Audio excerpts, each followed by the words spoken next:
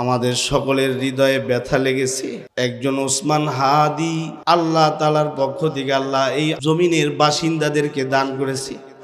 আমি আমার ভাইয়ের কথা শুনেছি, ও প্রত্যেক কথায় কথায় আল্লাহর নাম উচ্চারণ করে।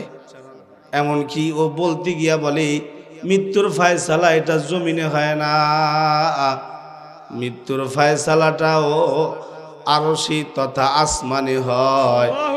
যেদিন যার মৃত্যুর ফায়সালা আসমানে হবে, আল্লাহ তাআলা তখনই তাকে নিয়ে যাবি। সবাই যখন মৃত্যুটাকে ভীষণ ভয় পায়, আমি তখন হাসতে হাসতে আল্লাহর কাছে ভীষণ সন্তুষ্টি নিয়ে পৌঁছতে চাই যে আমি একটা ন্যূনতম ওই জীবনটা লিড করতে পারলাম, যে আমি একটা ইনসাফের হাসি নিয়ে আমি আমার আল্লাহর কাছে পৌঁছতে চাই। হায়াত মৌতের মালিক আল্লাহ, ন্যূনতম সিকিউরিটি নিয়ে চলাও হলো সুন্নাহ। এমনই একজন সৎ সাহসী একটা যুবক ওসমান হাদি ভাই, তাকে গেল কালকে গুলি করে, তাকে এই মুহূর্তে হসপিটালে তাকে ভর্তি করে রাখা হয়েছে। কে করেছে, কারা করেছে এখনো পর্যন্ত জানা যায় নাই। দেশপ্রেমিক ওসমান হাদি আবার দাঁড়িয়ে যাবি। আল্লাহওয়ালা কোথাও না কোথাও এভাবে মানুষ দাঁড়ায় যাবে, কারণ পৃথিবীর ইতি টানার সময় হয়ে গেছে। গজওয়াতুল হিন্দ হবে, যেই গজওয়াতুল হিন্দে মুসলমানদের বিজয় হবে, তার জন্য যা যা করা দরকার আল্লাহর পক্ষ থেকে আল্লাহ তাই করবে। একজন চলে গেলে আরেকজনকে দাঁড় করায় দেওয়া হবে। এটা আমি আর আপনি না করলেও আল্লাহর পক্ষ থেকে আল্লাহ একজন ইমাম না থাকলে আরেকজন ইমামতি করে। তো এই ইমাম নাই, আরেক ইমামের ইমামতিতে নামাজ হয়ে যাবে। অনুরূপ এই বুজুর্গ নাই, আহমদ শফি রহিমাহুল্লাহ নাই, জুনায়েদ বাবুনগরী রহিমাহুল্লাহ নাই, মুফতি আমিনী নাই, আজিজুল হক রহমতুল্লাহ আলাই নাই।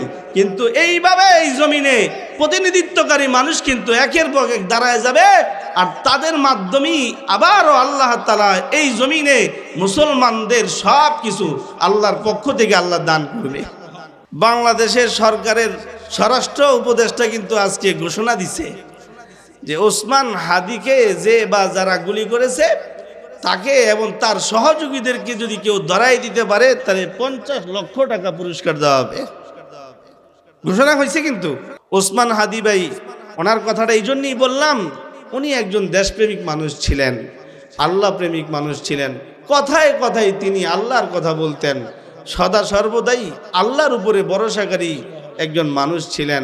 কোনো একদিন তিনি বলতেছিলেন যে আমার মৃত্যু যদি হয়েও যায়, আল্লাহ তাআলা যদি আমার নিয়ে নেয় তাহলে নিয়ে নেবেন, তবে আমার আশা আকাঙ্ক্ষা হলো আমি শাহাদাতের মৃত্যু কামনা করি।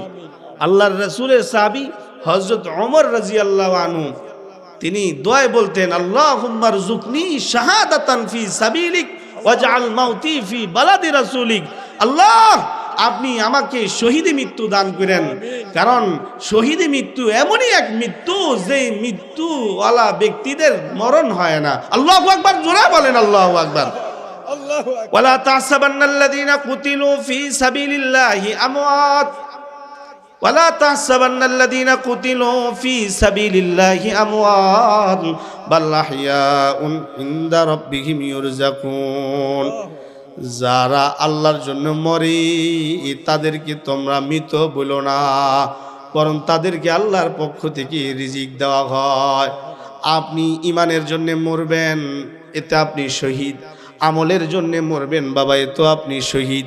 নিজের দেশের কথা বলতে গিয়েও আপনি মরবেন, তাতেও আপনি শহীদ। হুব্বুল ওয়াতনি মিনাল ঈমান, নিজের দেশকে ভালোবাসা এটাও কিন্তু ইমানের আলামত।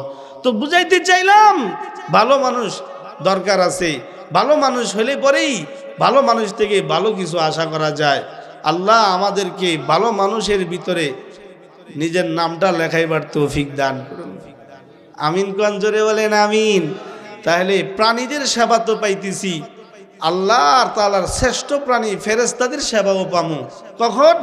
আজরাইল আপনার আমার সামনে আসবে যখন, তখন অন্য সব প্রাণীরা দোয়া করবে আর ফেরেশতারা আপনার আমার পাশে বৈশা বলবে, আল্লাহ তাখাফু ওয়ালা তাহজানু ওয়া আবশিরু বিল জান্নাতিল্লাতী কুনতুম তুআদুন।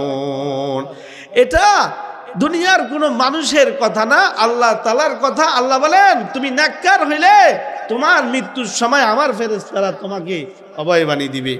আল্লাহ আপনি আমাদেরকে আপনার জন্য কবুল করুন। শহীদি মৃত্যু কামনা করা এটা ইমানদারের ইমানি আলামত। হজরতে ওসমান তো শহীদি মৃত্যু পেয়েছেন, হজরতে ওমর ইনিও কিন্তু শাহাদাতের মৃত্যু দান লাভ করেছেন। ওসমান হাদি ভাই তিনিও শাহাদাতের মৃত্যু কামনা করেছেন। আমরাও আল্লাহর কাছে শাহাদাতের মৃত্যু কামনা করি। আল্লাহ যেন আমাদেরকে ইমানি মৃত্যু দান করেন, শাহাদাতের মৃত্যু নসিব করেন। চিল্লায় জোরে বলেন আমিন।